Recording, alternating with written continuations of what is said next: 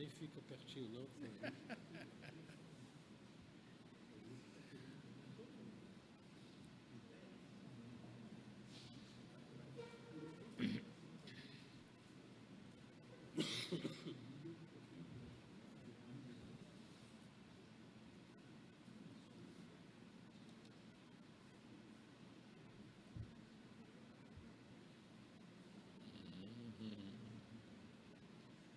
Mas aí, como é que estão as coisas por aí? Como é que está esse mundo maluco por aí? Como é que vocês de história estão se virando para explicar?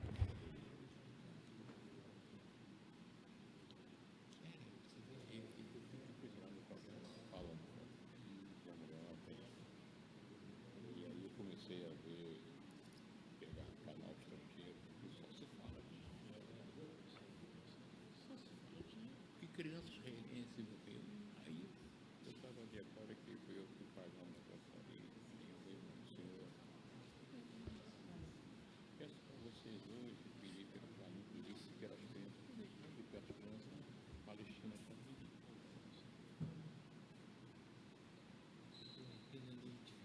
Sendo botado isso ali no lado. É um complicado.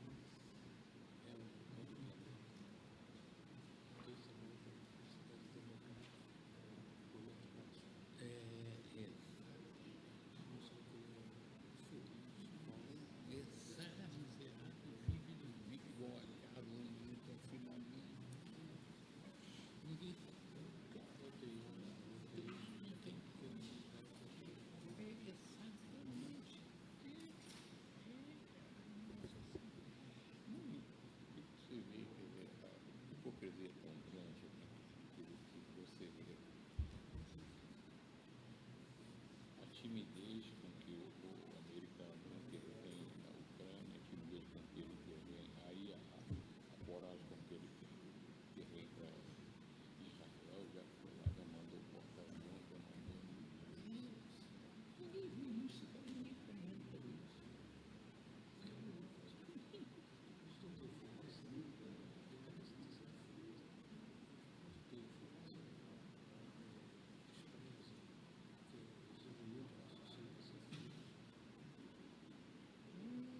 Nossa, sim.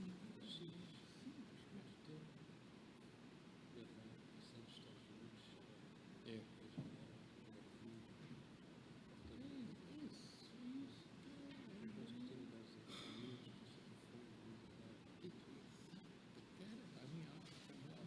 A minha cozinha está lá morrendo de gente, aquilo toda vez agora eu vejo muito, tem um canal que eu vejo, deficiência, não sei o que. Toda hora tem anúncio de ajuda a criança, não sei o que, não sei quem, Unicef, órgão não sei o que, tá, e o governo não faz nada.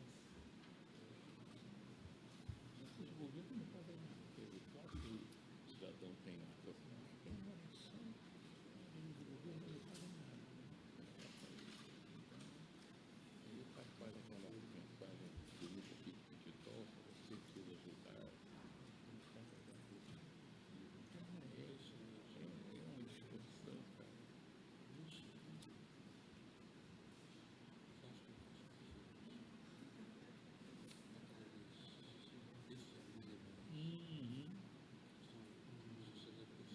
Bestializada.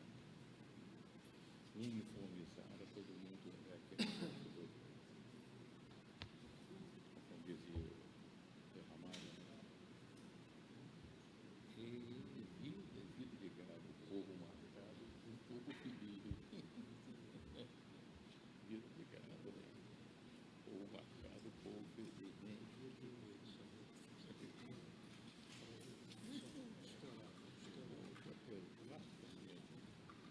É um negócio muito complicado.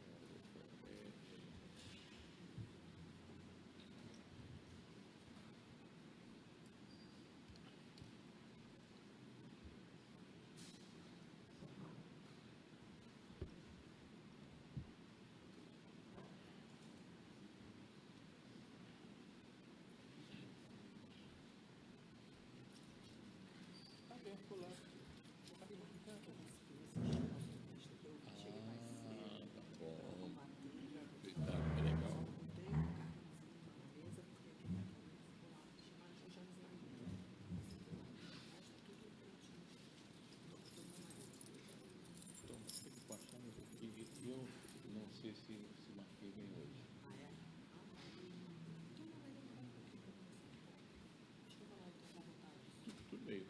7h15.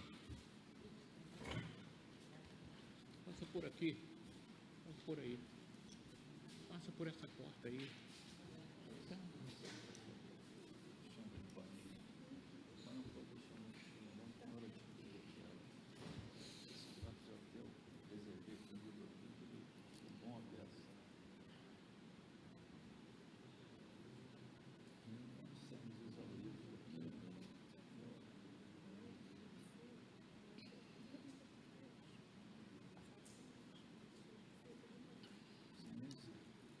É a coisa da feira. Para nós que somos de uma geração pensável. Exato, cara. A geração repete, copia.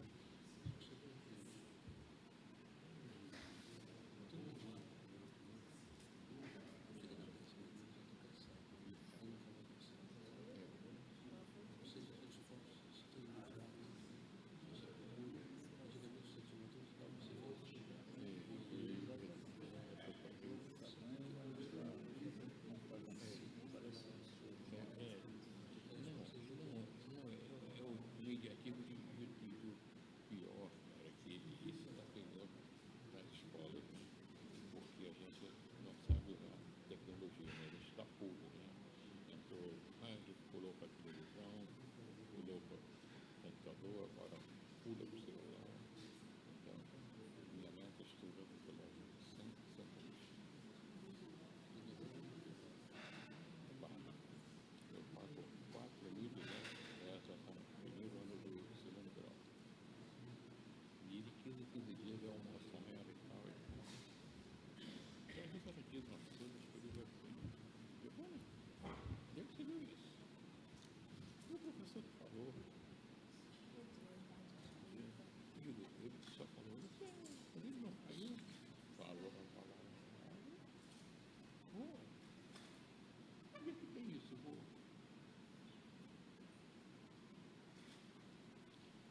Eu compro os livros dela, né?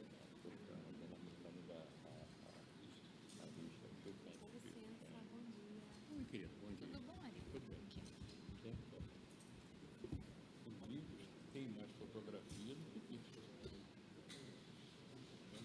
Quando eu lá na lista, eu disse, eu vou ler o escritor que você gosta. E quem? Machado de Assis. Eu digo, opa, onde você vai ler? Olha a lista. Não tem aí. Mas não, tem um livro que tem quadrinhos.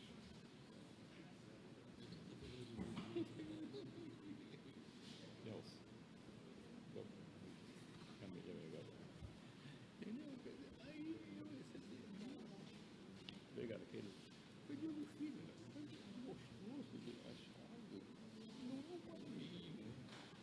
É um conto de desencontro do texto que ele faz. Você não sabe quem está falando. O alienista, de repente, é mais lúcido do que o outro que não falou. Mas esses detalhes que ele é o principal, não passa batido. E ele é bom, só tira 9, 10, 9, o potencial não é feito, entendeu? Mas é que eu digo, ela sabe tudo, quer dizer, tudo que o professor ensina, ela sabe. Ela pega, ela presta atenção e tal, e ela é inteligente. Mas aquela coisa assim, de você extrapolar esse tudo daqui que você joga para cá para poder entender esse daqui, transforma, desenvolve.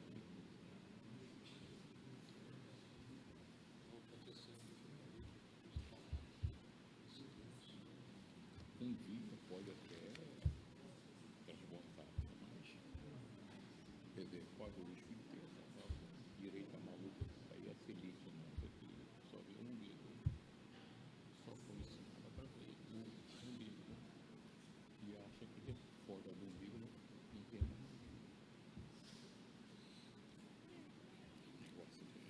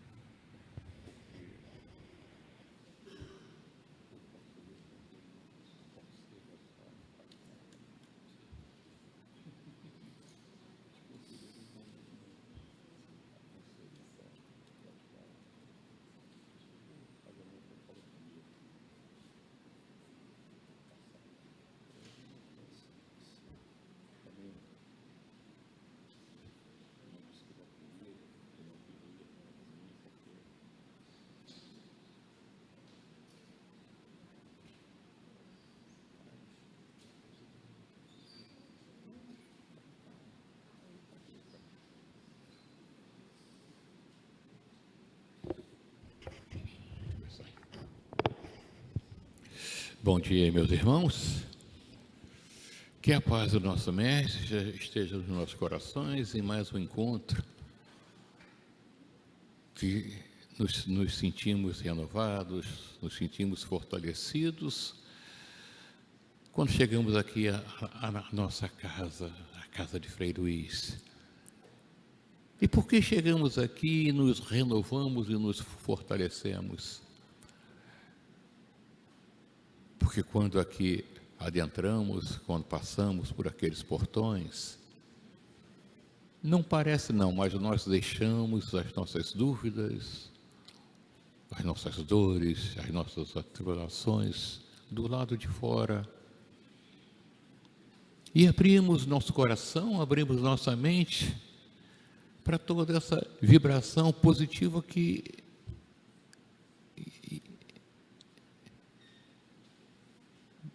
está na casa de Frei Luís, mas também que se renova cada vez que cada um desses irmãos chegam aqui à nossa casa.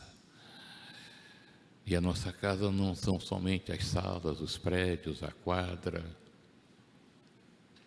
A nossa casa é fundamentalmente a presença de cada um.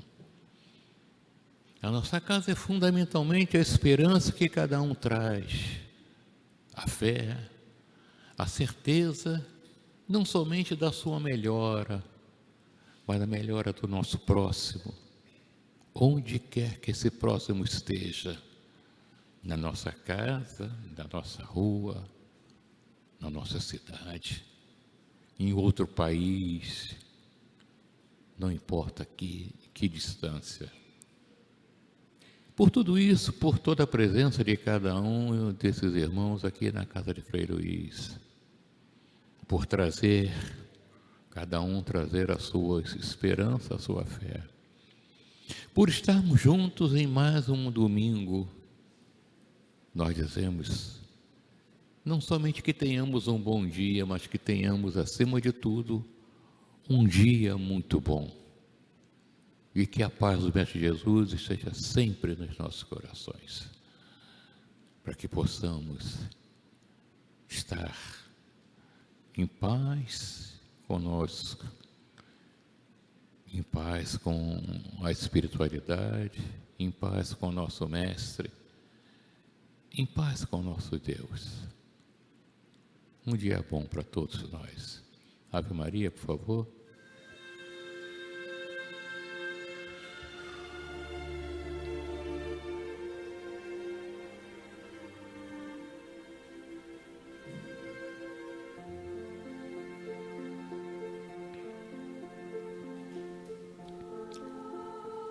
Deus, nosso Pai, Mestre Jesus, Frei Luís, todos esses espíritos amigos que guarnecem a nossa casa. Aqui estamos nós, Mestre, mais uma vez e sempre, pedindo, Mestre, a sua bênção, pedindo, Mestre, a sua ajuda, pedindo, Mestre, a sua proteção para os trabalhos que ora iniciamos, Mestre, aqui na sua casa. Pedimos que a sua mão caridosa se estenda sobre todos nós, Mestre, fortalecendo nossos espíritos, acalmando nossos corações, serenando nossas mentes, para que possamos, com a tua ajuda, Mestre, atender a todos esses irmãos que aqui vêm, nos renovando as energias, trazendo para cada um o que cada um necessita, o que cada um de fato lhe faz jus e merece. E por isso pedimos nesse momento, Mestre, que proteja e ampare os diretores da nossa casa, para que continue levando essa casa no caminho do amor, da caridade, do acolhimento. Pedimos pelos nossos médiuns, em todas as salas, possam atender com carinho, com respeito a esses irmãos, dando o consolo, o lenitivo, a cura. Pedimos, Mestre, pelos nossos idosos, que muitos já fizeram, pelas crianças que muito ainda hão de fazer, pela alegria dos nossos especiais,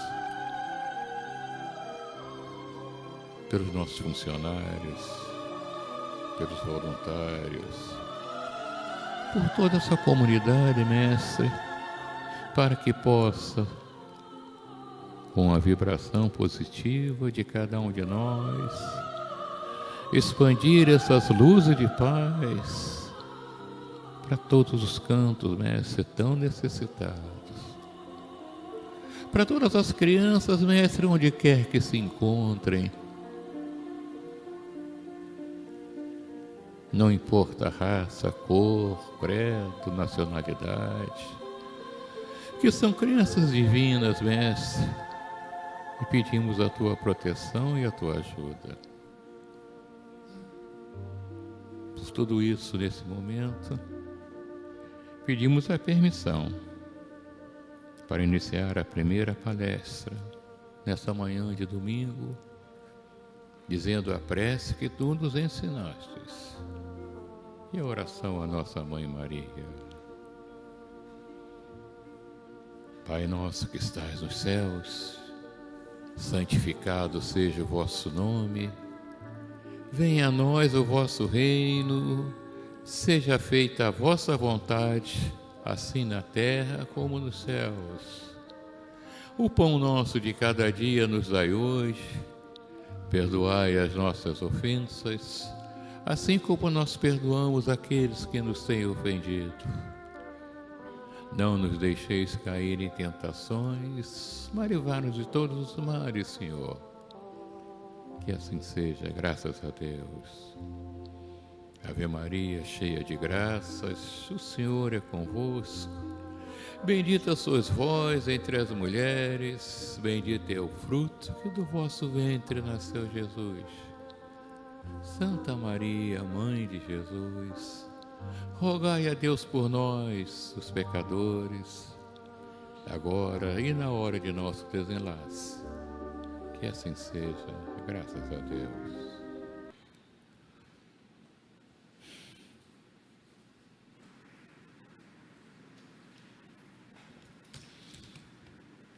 Bem, meus irmãos, iniciando os nossos trabalhos, eu vou pedir ao meu irmão William, aliás, antes do William, eu quero fazer, com a permissão, um agradecimento especial pelo dia de hoje a todos os professores, não só nossos amigos, William e Nelson, alguns presentes também que estão aqui hoje, mas todos os professores do nosso país, que ainda que tenham uma vida muito atribulada, ainda que não tenham reconhecimento nem humano, nem social, ainda que não sejam levados a sério, ainda são, ou é talvez a profissão mais importante para uma sociedade. Porque todas as profissões que existem precisam de um professor. Todos nós passamos por um professor. E todos nós trazemos de um ou de mais professores que passaram pela nossa vida, um ensinamento, alguma coisa de bom que nos leva para a eternidade. Que os meus queridos professores tenham um dia de muita paz. Willy, por favor. Bom dia a todos, irmãos e irmãs. A paz do Cristo esteja em nossos corações. Mensagem do dia. Ninguém espere colher o bem em sua vida sem plantar as sementes do bem. Isso é feito através dos pensamentos, das palavras, dos sentimentos e das ações. Quem quiser colher o bem, precisa pensar no bem, falar no bem, sentir o bem e agir no bem. Tem que se pensar que sementes se está plantando no caminho, porque os frutos serão de quem plantou as sementes. Paulo, o apóstolo, dizia: o que uma pessoa plantar, é isso que vai colher. Bom, meus irmãos, nós estamos aqui diante de uma lei da ação e reação, que é a terceira lei de Newton, né? Quem se lembra dessa passagem? Mas passando por Espiritismo, é a lei da causa e efeito. Tudo que nós fizermos de bom ou de errado, nós seremos responsáveis e colheremos o que daí surgiu. Então, meus irmãos, a semeadura ela é livre, mas a colheita sempre será obrigatória. Se pensarmos no bem, colheremos o bem. Se agirmos no mal, colheremos o mal. Porque tudo gira em torno da sintonia e em torno do pensamento. Nosso pensamento, ele se materializa. Se pensamos no bem, agirmos no bem, se nossas atitudes é do bem, aqueles espíritos que estão em nossa volta, que estão na mesma sintonia do amor e do bem, nos ajudarão, estarão sempre conosco.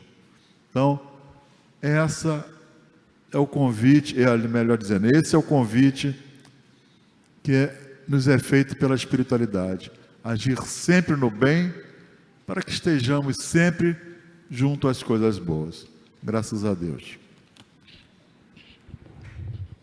Ok, William, obrigado. E a nossa palestra hoje é deveras muito importante. Deveras muito importante. Porque nos traz do nosso mestre, Nelson, nosso trabalhador antigo. Talvez a casa dele existisse ainda nos moldes que aqui tem, mas ele já era trabalhador. Nos traz uma mensagem que todos nós conhecemos um pouquinho, mas ele vai nos mostrar um outro lado, um lado humano, um lado sensível, um lado de um espírito que se torna um modelo para todos nós. Nelson, mais uma vez, obrigado pela presença. Obrigado por tudo que vem, mesmo sem saber o que vem. Mas como nós sempre confiamos nos professores, e os professores são sempre confiáveis, obrigado, Nelson.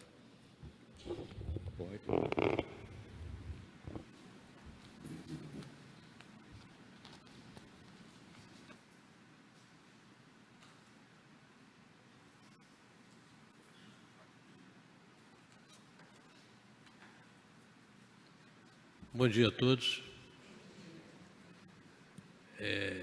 Eu tive um amigo professor. Ele continua por aí andando no espaço, fazendo o trabalho dele, que ele sempre fazia, muito bonito. E ele dizia assim: Nelson, ele era mais velho do que eu, Nelson, toda a minha primeira aula do ano, Eu, quando entro em sala de aula, eu tremo. Eu falei, mas com toda essa experiência que você tem, ele disse, não, mas é uma questão de entendimento daquela responsabilidade que a gente tem que ter com aqueles guris que estão lá sentados nos ouvindo. Passado alguns anos, eu concluí que ele estava certíssimo. Então, a gente sempre treme na primeira vez, no primeiro momento, primeira vez do ano. Então, hoje aqui não é diferente. Não porque está se falando em público, não é isso. Mas de quem a gente vai falar? Daquele quadro de conteúdos, a gente já sabe. Mas quando a gente fala de alguém, como por exemplo Teresa d'Ávila, exige da gente muito respeito, porque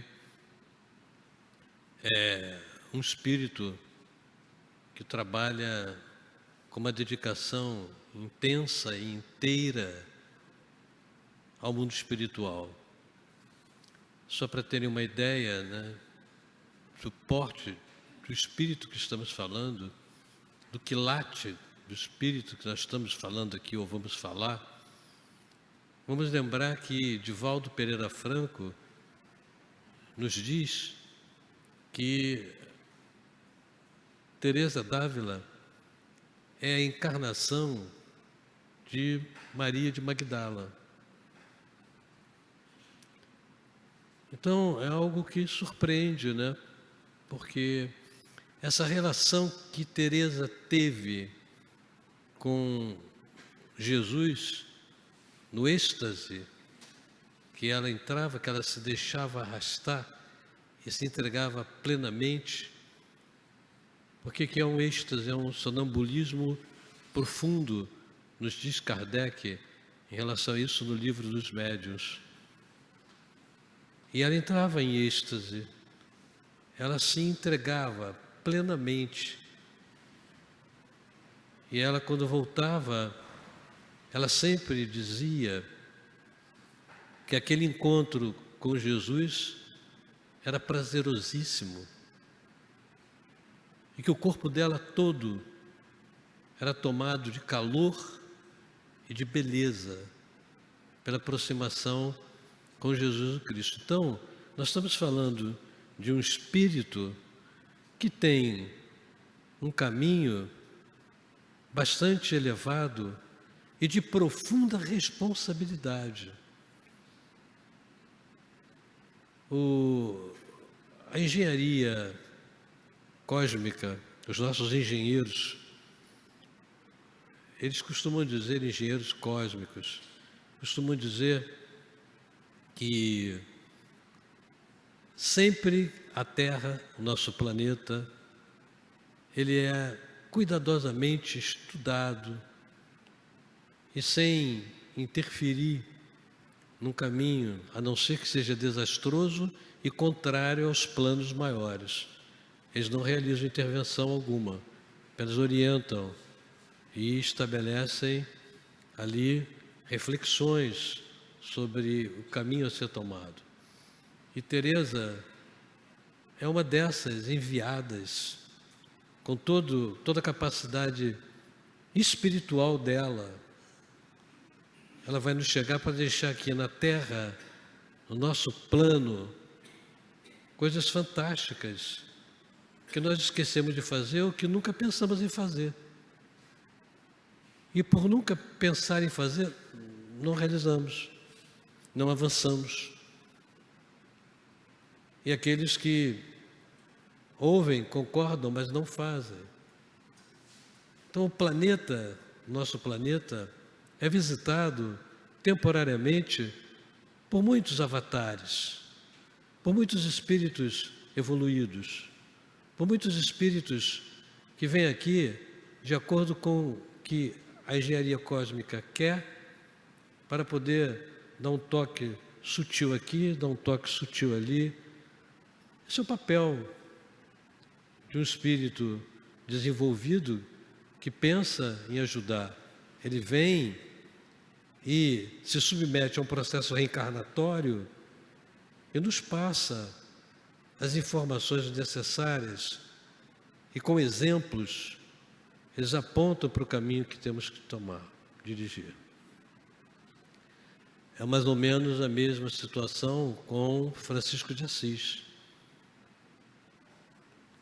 Veja que Francisco de Assis, ele, na encarnação anterior, ele foi João Evangelista. Com todo o trabalho que ele teve e fez como João, ele ainda vem no papel de Francisco para nos deixar alguma coisa, para nos alertar sobre mais alguma coisa. E nesse conjunto é Francisco aqui, é Teresa aqui, e vamos preenchendo esses espaços com esses espíritos trabalhando incansavelmente. Então a reunião de hoje não é para falar ou ficar preocupado com o que vai ser falado sobre as coisas factuais.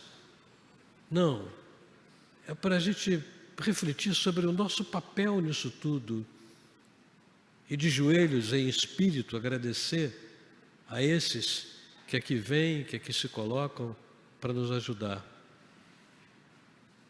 Teresa d'Ávila nasceu em 1515, e sua desencarnação se deu em 1582. Ela tinha 67 anos. Então, é uma história bastante interessante da sua caminhada, porque ela não deixou de caminhar com os hormônios da vida material. Ela caminhou sendo muitas vezes chamada a atenção pelo corpo que tinha, pela beleza que ela transmitia, né, pelas suas atitudes, que eram atitudes que hoje poderíamos falar, né, feministas. E ela, até na sua literatura, nos livros que ela escreveu, ela mostra obediência, muita obediência aos seus superiores, e aqueles que estão com ela não na condição hierárquica da igreja, mas mais velhos, pai, mãe, irmãos mais velhos, primos mais velhos.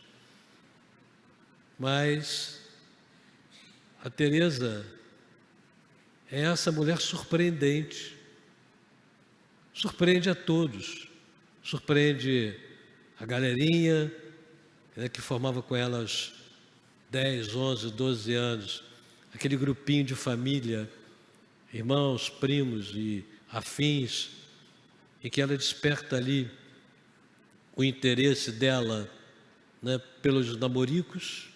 Então ela os teve, realmente namorou, realmente foi conduzida.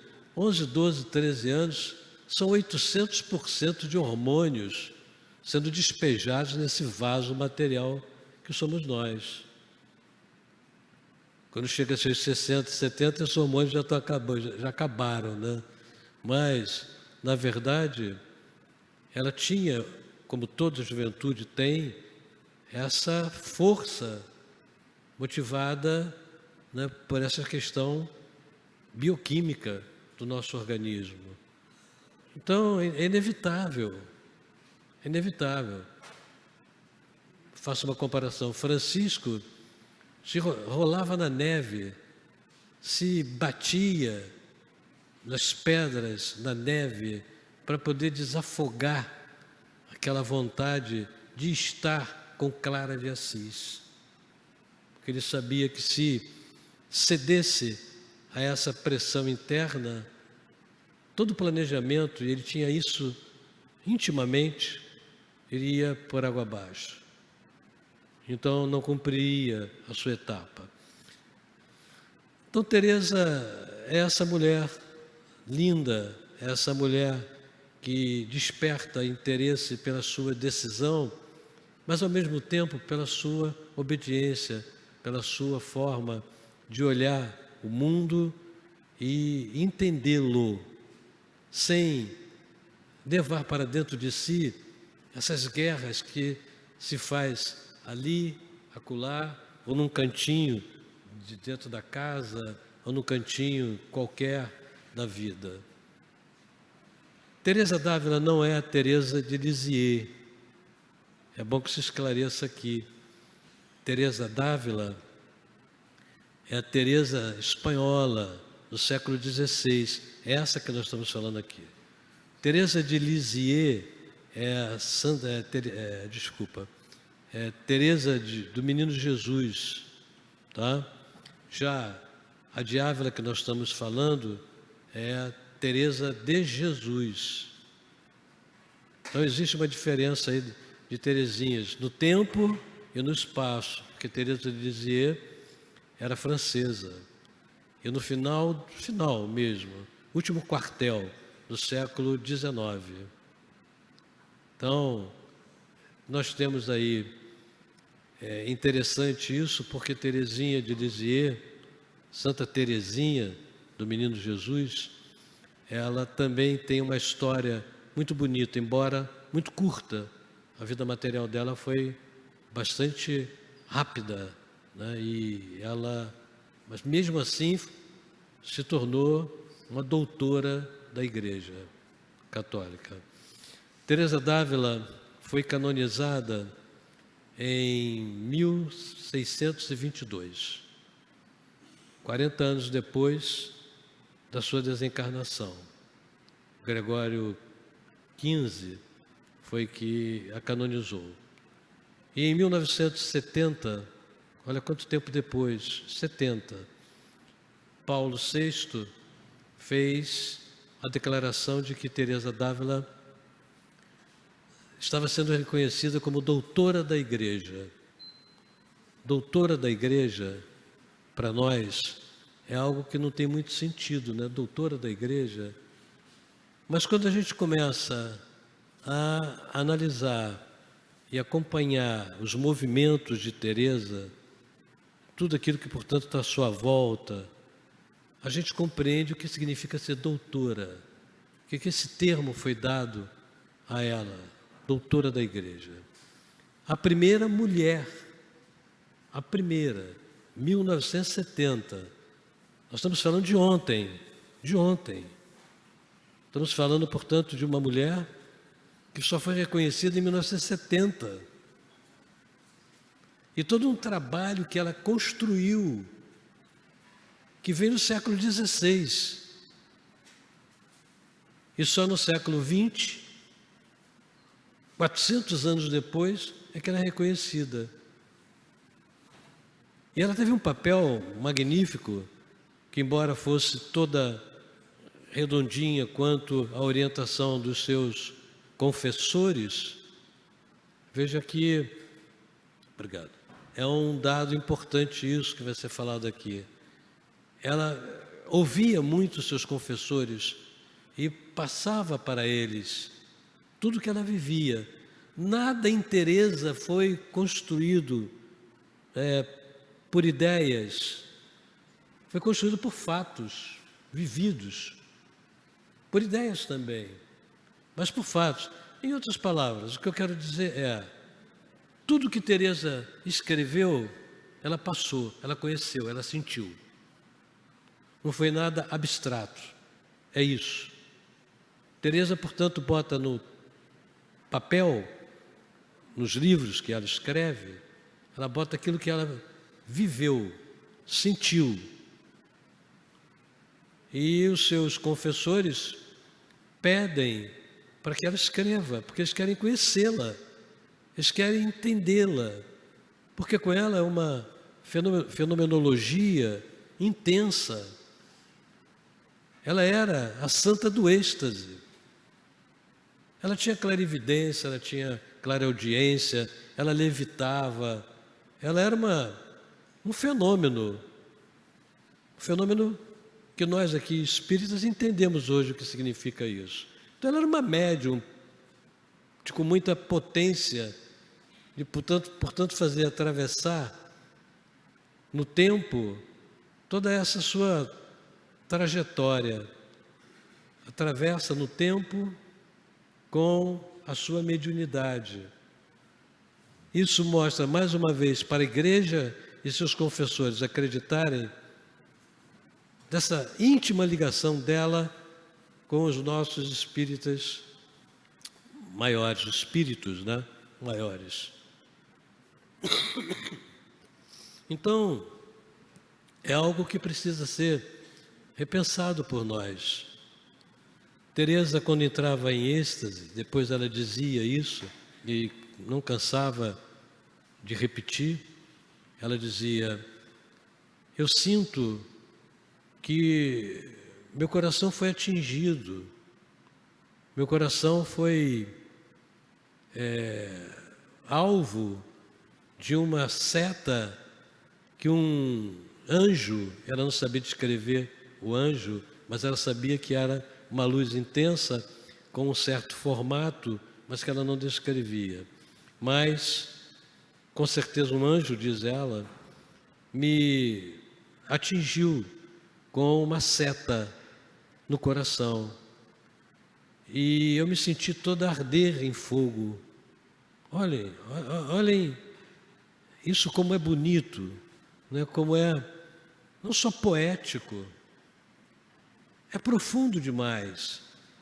E ela diz assim: e esse calor, essa fornalha que me toma, é de um prazer inigualável, incontestável. Eu me sinto, portanto, unida a Deus, a Jesus, o Cristo.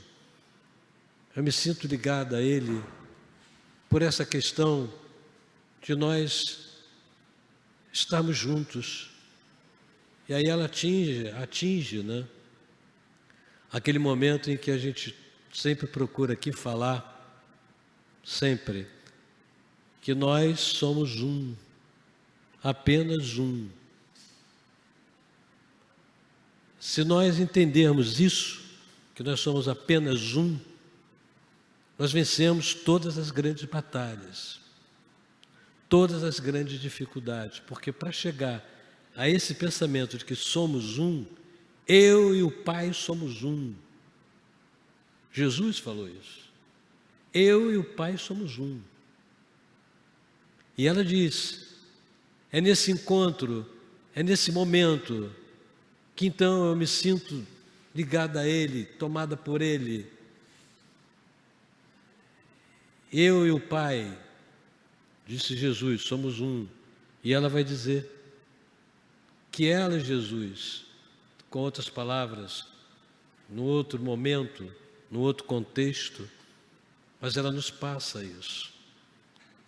E é importante porque os ensinamentos dela precisam ser incorporados ao nosso trabalho do dia a dia, na relação com o meu vizinho, na relação com o meu colega de trabalho, na relação, enfim, com todos. Porque todos são irmãos, todos estão unidos pelos mesmos objetivos. Mas, normalmente, a gente pensa em fazer uma caminhada de egoísmo, uma caminhada de vaidades, uma caminhada de prepotência. Esse é o quadro desse planeta. Senão, nós estaríamos envolvidos aí com essa guerra, com uma outra guerra antes dessa, com outras guerras, e com as guerras não bélicas, mas que estão aí, vivas, latejando em cada um de nós. E nós estamos com as nossas guerras, você com a tua guerra, ele com a guerra dele, e estamos todos nós guerreando, e não estamos nos unindo. Não estamos fazendo aquilo que Teresa, por exemplo, diz com tanta paixão e com tanta força. Ela escreveu um livro chamado Castelo Interior. ou moradas. Olha, não é papo furado não, eu me arrepio. Quando esse livro chegou às minhas mãos, há 20 e poucos anos, quase 30 anos, e eu o li, eu nunca mais deixei de ler. Não sei quantas vezes eu já li, mas digo a vocês que estou lendo e não aprendi, e ainda estou na 3ª para 4ª morada. Se eu tivesse que me colocar dentro dessas moradas, que são 7, para chegar ao castelo interior, para chegar a esse ponto de luminosidade do Espírito, porque é ali que a relação eu e o Pai somos um se estabelece, em plenitude. Então, a maioria de nós, ainda está na 1ª para a 2ª morada. Nós ainda estamos aqui em função de todo esse quadro histórico que nós estamos vivenciando. Ainda estamos muito longe, portanto, das moradas seguintes. Então, se tivéssemos que pensar em que morada, sem ter essa preocupação, mas vamos fazer essa pergunta, entendendo que não devemos repeti-la, porque não é por esse processo que a gente vai chegar à morada interior. É pelo processo diferente, de entrega, de respeito, de obediência, de ligação maior com o mundo espiritual. E Teresa, ela chocou aqueles que estavam ao seu lado, porque ela foi se mostrando cada vez mais forte a renúncias. Ela veio de uma família, olha que interessante, ela veio de uma família de marranos. Marranos são judeus convertidos e eram tratados na Espanha dessa maneira marranos. O que é marrano? Marrano são porcos. Porcos. Assim que eles eram tratados. A Igreja Católica muito poderosa, nós estamos falando do século XVI, 1501 a 1600, vamos apenas ficar nesse século, que é o século de vida material de Teresa. E o que acontece? Nós temos um mundo se abrindo, se descortinando, mais uma etapa do planeta em que estamos descortinando o mundo e verificando o quê? Verificando que o poder da Igreja Católica está sendo contestado e está sendo, aos poucos, está sendo realizada o enfraquecimento das camadas poderosas da Igreja. Não estamos mais no teocentrismo, estamos no antropocentrismo. Estamos saindo daquela visão de que Deus é o centro e que o homem realiza a sua caminhada por conta própria, por interesse próprio, e ninguém vai detê-lo ou imprimir um ritmo que seja contrário ao que ele quer. Lógico que isso não é de uma hora para outra, estamos falando de uma história. A história é uma ciência que se coloca, né, de forma lenta, porém gradativa. E o que a gente entende é que a Igreja e os seus membros, clérigo, está, na verdade, perdendo o poder. Não que o olhar de Teresa esteja voltado para isso, não está. Mas isso está acontecendo na época dela. E ela vai ter uma importância enorme na recuperação da Igreja, porque a visão dela é que Deus, Ele é íntimo, Deus está no centro, Deus deve ser buscado. E com essa forma de entender o mundo, diferente de um mundo que começava a surgir, se apresentar que era antropocêntrico, hedonista, que era, antes de tudo, um momento de se ter expansão marítima, domínio da América, transferência de riqueza do ouro daqui para lá, conhecimento da África, novas revelações na ciência náutica, na ciência, portanto, do navegar. Isso tudo estava sendo colocado, Copérnico, Galileu, Leonardo da Vinci, gênios apresentando. Ela não estava contra isso e nem estava a favor disso. Ela, nesse momento, ela é intocável, porque ela, embora intocável, mas abra parênteses, embora a Igreja Católica tenha tentado, olha que paradoxo, tenha tentado levá-la à fogueira através da Inquisição. Ela tinha um amigo chamado João da Cruz, que andava muito com ela, que era também um frade, e que com ela desenvolveram juntos a fundação de 32 conventos, sendo que para as mulheres o número de conventos foi maior. Então, olhem bem isso, Teresa entende que o homem tem que primeiro se buscar, ele primeiro tem que se olhar, ele tem que ir lá dentro, e à medida que ele vai compreendendo o seu egoísmo, que ele vai compreendendo a sua vaidade, que ele vai compreendendo que ele não pode ser uma pessoa como ele estava sendo até o momento, porque esse não é o caminho orientado pelo grande Mestre Jesus, com o qual, repito, ela se sentia unificada a ele. Mas ela está mostrando uma situação que poucos praticam. Ela está mostrando uma situação que poucos fazem reverberar. Ela sabe fazer isso não porque tenha essa força de pensamento que os outros desejam e impõem, mas que vem dela, que é do interior dela, que é lá da sua própria morada, pois ela já atingiu a morada principal, a 7ª morada.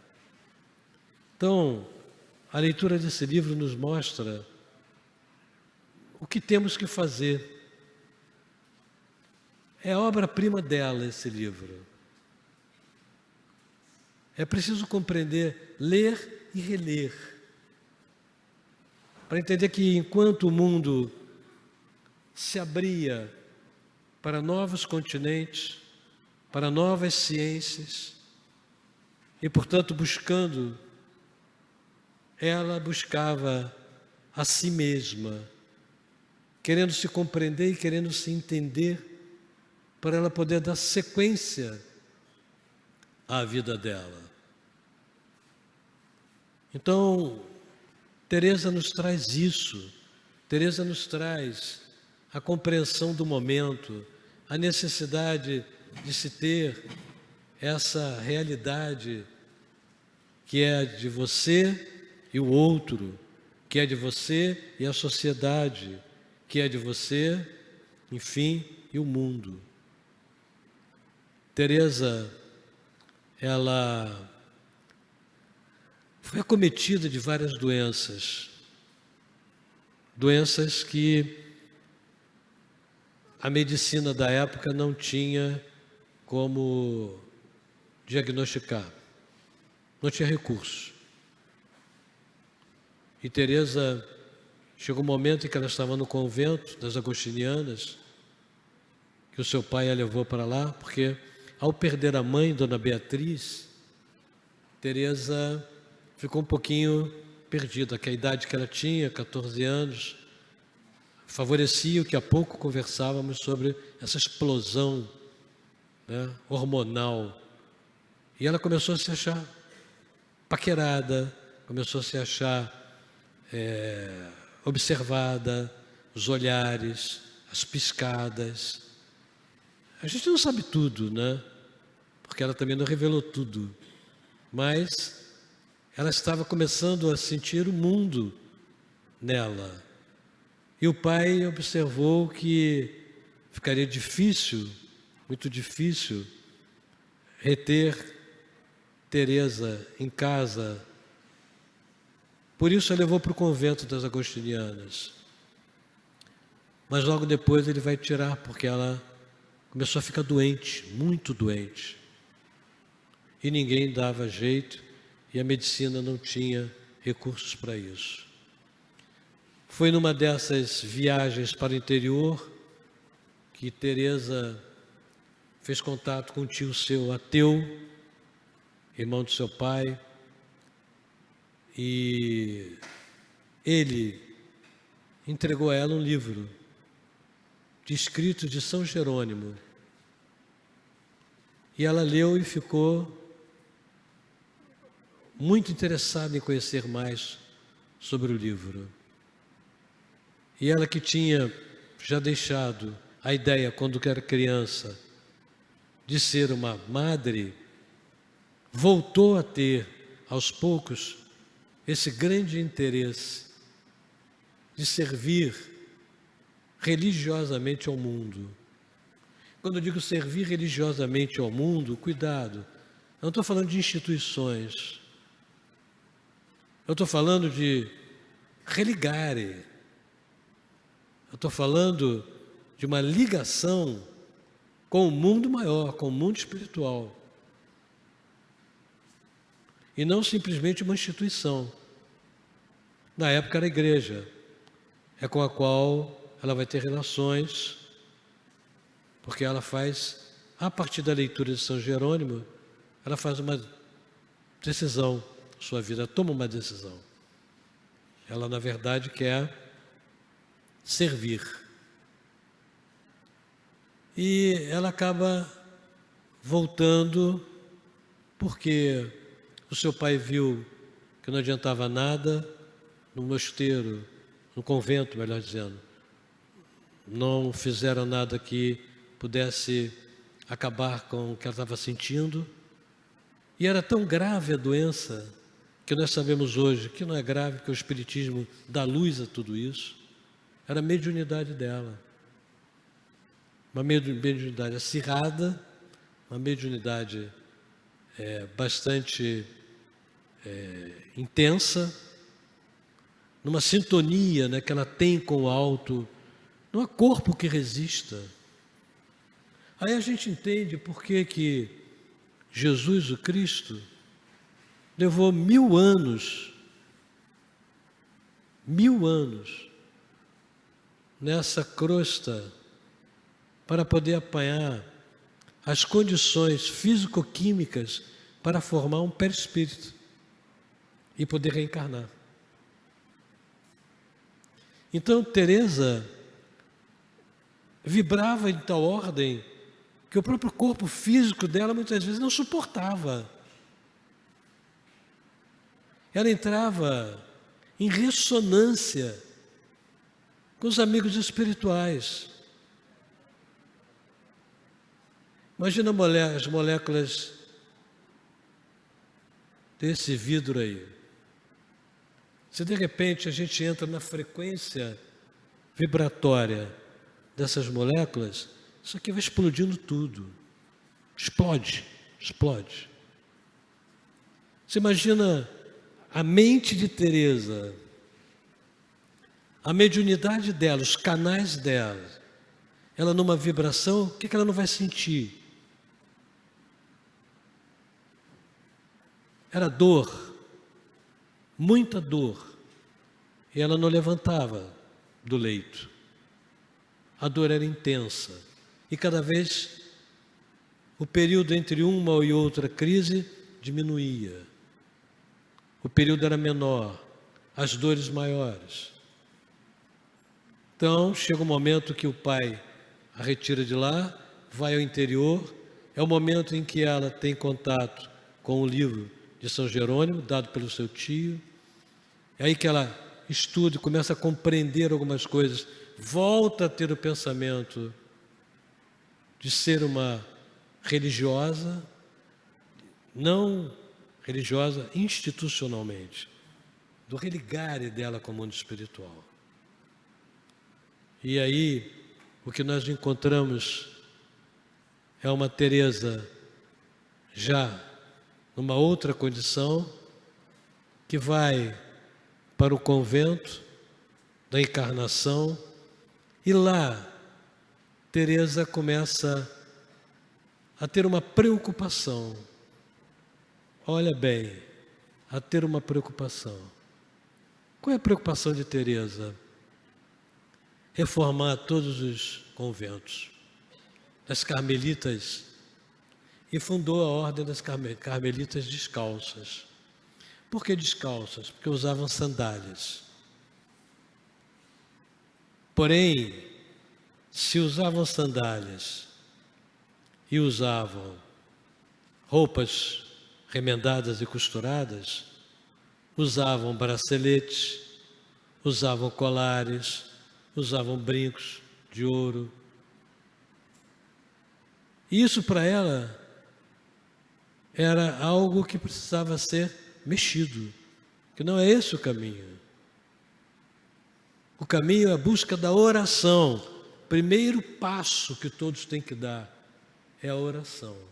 Não a oração usando a palavra, é a oração mental. Essa é a porta de entrada para a primeira morada e para a manutenção de si nas demais moradas. É a oração não pela palavra, é a oração pela prática do se entregar. E ela então começou a perceber que as carmelitas precisavam se unir às carmelitas descalças para que tudo fosse apenas uma questão. E ela não foi compreendida. Mais tarde, sim, mais tarde, mas naquele momento não. Ela estava sendo vista como uma grande reformadora. Ela entendia que num convento,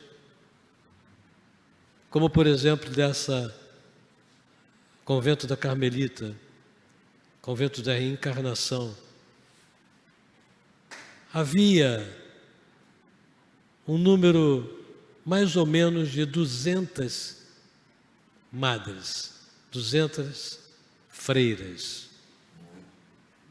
Olha que interessante isso. Essas 200 mulheres vivendo num ambiente que tem alimento em abundância para aquelas que têm condições, que têm uma família abastada. As que não têm família abastada não comem o que as outras comem. Ah, não acredito nisso. Verdade? É a mais pura verdade. Então, Teresa olha para isso e diz, como? Umas podem comer e as outras não. Porque umas trazem de casa essa condição material. E é, na verdade, algo que precisa ser modificado por ela. E ela luta. No momento em que a igreja está passando por um grande ataque e uma mudança necessária. É a chamada contra-reforma da igreja, onde vão aparecer então Lutero, Calvino, Henrique VIII, fazendo outros caminhos religiosos, longe do catolicismo, mas dentro do cristianismo. E, na verdade, Teresa vai ser vista como uma reformista, vai ser vista como a grande pensadora da igreja. Por essas razões, ela foi considerada doutora, porque ela trabalhou no sentido de colocar a igreja fincada com novos conceitos, com novos entendimentos, com uma vida diferente daquela que, por exemplo, ela viu, ela sentiu naquele momento. Essa é a Teresa que eu posso contar para vocês nesses 45 minutos. Poderíamos falar de Teresa e acho que não precisa mais alguém vir aqui falar. Você já tem a ideia da importância dela e deve procurar conhecê-la mais. Para fechar, para que não fique esse Teresa definida como sendo rígida demais, e ela era, mas ela tinha seus momentos de flexibilidade e de bastante humor, né? Tem algumas passagens interessantes dela. Pedi só mais 5 minutinhos. E eu tenho uma passagem que me interessa muito, porque ela dizia que no êxtase ela se sentia flechada no coração, que vinha aquele calor, aquele abrasamento, e que ela sentia um prazer intenso naquele momento, que a psicanálise vem depois, mais tarde, com outras explicações. Mas essa é a explicação real dessa forte religação dela com o alto. Quando ela morreu, fizeram lá o enterro dela, e esse foi realmente, ela morreu de fato, porque no anterior ela ficou 4 dias dentro de um caixão, e o pai dizendo para não enterrá-la. 4 dias depois ela despertou, e ela ia ser enterrada naquele momento, e ela despertou, assustando a todos. Essa é Teresa. Então, quando Teresa de fato desencarnou, de fato, ela levou muitos curiosos a uma posição de que vamos verificar depois os restos mortais dela. Aí foram desenterrar. Foi nada diferente do que aconteceu com Santo Antônio de Pádua ou de Lisboa. O corpo íntegro. Não foi absolutamente destruído nada dele. Nada corruptível naquela matéria. Ela estava inteira. Aí resolveram ir verificar o coração dela. Tiraram o coração. E o que viram? Que no coração dela havia uma cicatriz, como se tivesse existido uma cauterização. E comprovaram definitivamente que o que ela falou, que ela narrou, é real. Ali houve um toque que deixou uma marca para que toda a humanidade pensasse sobre essa profunda relação entre o céu e a terra. E da outra vez, muito humorada, ela foi a uma fazenda em busca de ajuda do dono da fazenda, que prometeu que daria. Ela se montou num jumento e foi embora. Foi atrás.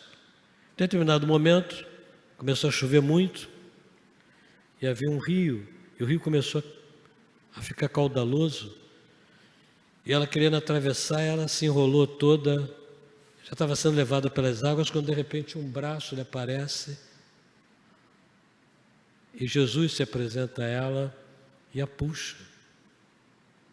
E ela agradece. Ele diz assim: Teresa, preste bem atenção nisso. É assim que eu trato meus irmãos queridos e meus amigos. Aí ela disse: então agora eu entendo porque eles são tão poucos para você. Então esse humor fino, delicioso dela, né? E esses acontecimentos nos colocam uma Teresa não como uma pessoa para ser admirada e pronto, acabou, a tela dela está ali, eu vou embora. Não é isso. É para olhar para esse corpo, para essa mente, dizer: meu Deus, quanto eu estou distante da realidade espiritual. Que a paz do Mestre esteja no coração de todos vocês. Muito obrigado.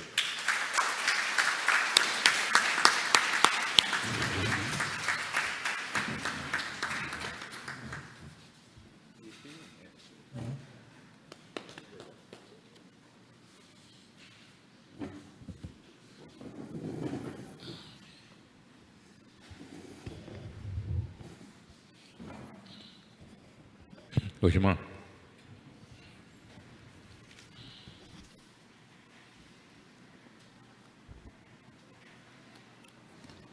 Bom dia, irmãos. Palestra do nosso irmão Nelson, de uma perfeição, dando uma noção profunda quem é Teresa d'Ávila. Mas no final, ele nos fala sobre o humor de Teresa. E aí lembrei-me, antes de ler um versinho aqui escrito, sobre um aforismo de Hipócrates, onde ele diz que os nossos humores são marcados na nossa função hepática, na nossa função pancreática. A ponto, Hipócrates 2.000 anos antes de Cristo, ele relata de que as nossas sensações passavam pela essa bile e, dependendo da cor da bile, informava da colerização ou do equilíbrio. O nosso irmão Nelson falou da cicatriz do coração de Teresa d'Ávila. Se toda essa história contada fosse duvidado por alguém, mas o simples fato que o coração foi marcado, a gente também pode fazer uma analogia sobre os nossos sentimentos, que por muitos séculos o nosso coração era considerado o centro de tudo das nossas emoções. Quando a gente entra no movimento espírita, quando a gente vem para comungar com Jesus, é-nos dito com muita frequência de fazermos de nossas reformas e revisões.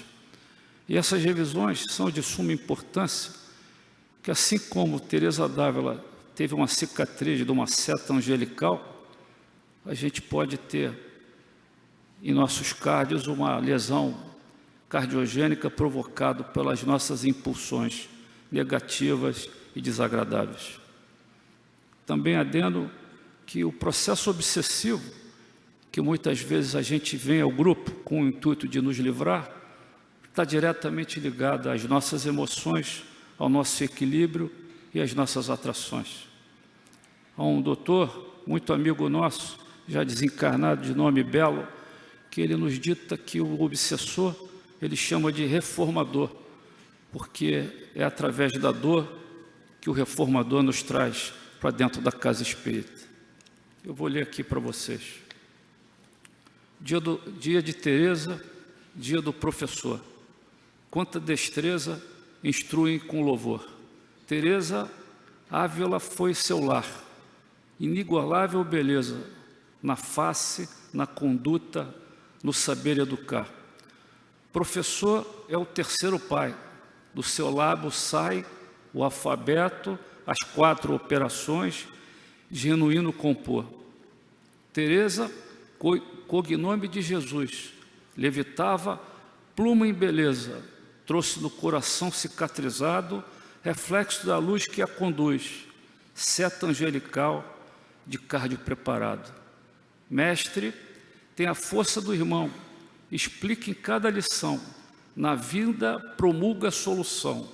Sou raiz, mais firme da frondoso cipestre, as folhas unas em comunhão, os frutos adocicados, independe da sala fechada ou na aula campestre.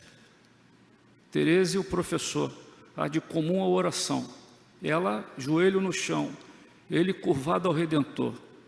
Qualquer que seja história, fixem em vossa memória. Teresa d'Ávila e os professores são protegidos por Jesus Cristo, nosso Senhor. Obrigado.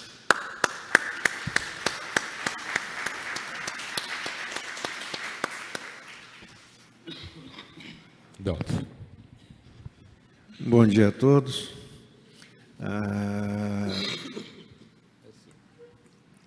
Nós falar só da nossa parte aqui. Os pretos velhos, eles incensam com difumadores o salão, retirando miasmas e energias condensadas, deixando o ambiente preparado para os trabalhos espirituais. Bem antes da gente ocupar aqui o espaço, eles já tinham feito esse trabalho aqui, né? Tinha um indiano junto do Nelson, né? De cabelos longos e bem grisalho, já um senhor já de uma certa idade, mais novo do que eu, muito mais novo, né? E perto do Nelson. Um grupo de formandos vestido com aquelas né, aquele paramento, né, beca, né, chamado de beca. Um grupo grande, muito feliz, muito alegre. E não eram só jovens, não, né? Tinha senhores assim, já dos seus 40, por aí. Uma equipe de médico cuida de alguns irmãos dentro do salão, mas foram poucas pessoas que eu vi que eles chegaram junto para poder, de alguma maneira, favorecer os seus cuidados. Isso foi bastante interessante. O irmão que foi o nosso médium aqui por tantos anos, o médium de efeito físico, ele anda pelo fundo do salão, vem por aqui e tal, chega até aqui perto da mesa aqui. Paz e luz a todos. Ave Maria.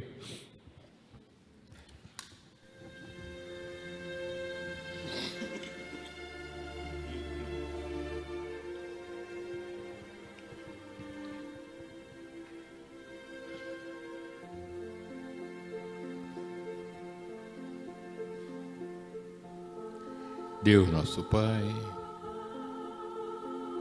Mestre Jesus, Frei Luís, nós te agradecemos mais uma vez, Mestre, sempre, por mais esses momentos, Mestre, de profundo aprendizado, de reflexão, de estudo, em que pela palavra de nosso irmão, Mestre, fomos tocados pela espiritualidade de Teresa d'Ávila,